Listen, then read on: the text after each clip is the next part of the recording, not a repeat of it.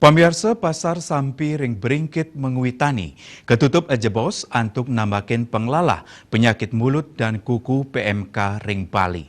Penutupan kemargian kawit tanggal 5 Juli kantor siang 12 Juli warsa kalih tali kalih likur.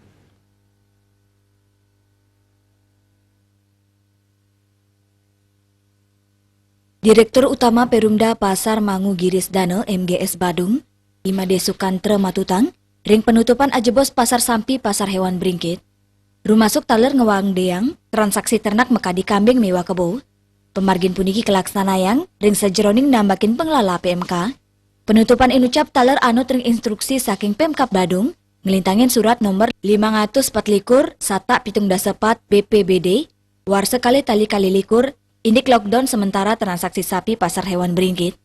Surat tanggal 4 Juli war sekali tali kali likur puniki, kelinggatanganin Sekda Badung Iwayan Adi Arnawo. Sukantra ngewawahin, ya diastun Pasar Sampi inucap ketutup ajebos, parikrama Pasar Hewan kantut kebungkah, mekadi ring Pasar Unggas inggi punika sane ngadol ayam mewah paksi. Selami penutupan Pasar Sampi, paikatan danis seterajek melaksanakan biosecurity, melarapan penyemprotan disinfektan sebagai bidangan Pasar Sampi. Parwata Bali Pos Muningayang.